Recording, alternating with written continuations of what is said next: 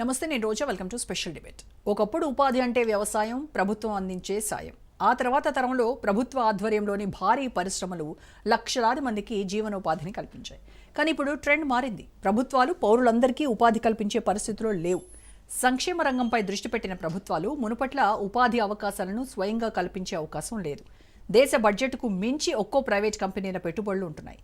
Private కంపెనీలు కల్పించే ఉపాధి అవకాశాలు తమ పౌరులకు అందేందుకు దేశాలు, ఆయా దేశాల్లోని రాష్ట్ర ప్రభుత్వాలు పోటీ పడుతున్నాయి. మన దేశంలో కాంపిటేటివ్ ఫెడరలిజం రాష్ట్రాల మధ్య కొన్నిసార్లు మాటల యుద్ధాలకు దారితీస్తోంది. ఏ కంపెనీ వచ్చినా పోటీ పడి తమ రాష్ట్రాలకు తీసుకొచ్చేందుకు పడరాని పాట్లు పడుతూ తెర వెనక రాజకీయాలు చేస్తున్నాయి అనేది కాదనలేని సత్యం. ప్రభుత్వాలు పోటీ పడినా తమకు కావాల్సిన ఫెసిలిటీస్, ఫీజిబిలిటీ చూసుకొని కంపెనీలు పెట్టుబడులు పెడుతుంటాయి. ఎక్సెప్షనల్ కేసుల్లో పొలిటికల్ ఇన్ఫ్లుయెన్స్ కూడా ఉంటుందనేది పబ్లిక్ అడ్మినిస్ట్రేషన్, పొలిటికల్ సర్కిల్స్లో ఉండేవారు చెప్పే మాట.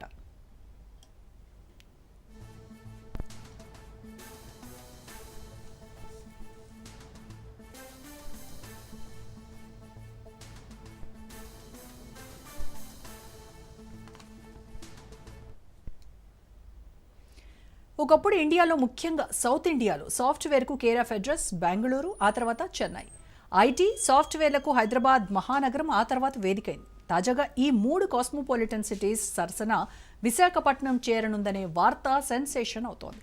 బెంగళూరు, చెన్నై, హైదరాబాద్ వంటి మహానగరాలు ఐటీ కంపెనీలను ఆకర్షించడంలో వెనకబడుతున్నాయా, లేదంటే మూడు నగరాల్లో ఐటీ వాక్యూమ్ ఫుల్ఫిల్ అయిందా అనే చర్చ మొదలైంది. మైక్రోసాఫ్ట్ వంటి కంపెనీలు అమెరికా వెలుపల బ్రాంచ్లు ఏర్పాటు చేయాలంటే 1కి 10 సార్లు ఆలోచిస్తుంటాయి. పెట్టుబడులు పెట్టేందుకు కావాల్సిన ఫిజికల్ కండిషన్స్, వయబిలిటీ, ఫీజిబిలిటీ చూస్తూ ఉంటాయి. ఇన్నాళ్లు విశాఖపట్నం ఐటీ కంపెనీలను ఇంతలా ఆకర్షించలేకపోవడానికి కారణాలేంటి? ఇప్పుడే ఎందుకు కంపెనీలు వస్తున్నాయి అనేది హాట్ టాపిక్.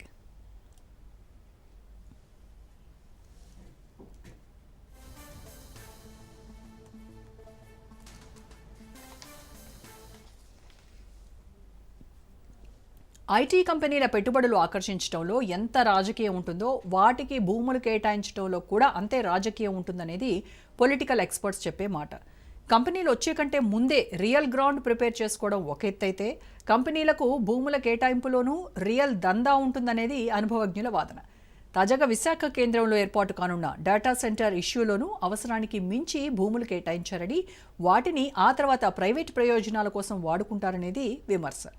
100 ఎకరాలు సరిపోయే చోట 1000 ఎకరాలు అవసరానికి మించి ప్రయోజనాలు కల్పించి కంపెనీలను మచ్చిక చేసుకోవడం వెనుక ప్రజల ప్రయోజనాలు కల్పించడం కంటే పొలిటికల్ నేతలు వారి వారి ప్రయోజనాలు నెరవేర్చుకుంటారనే మాటలు తొలి నుంచి వినిపిస్తున్నాయి.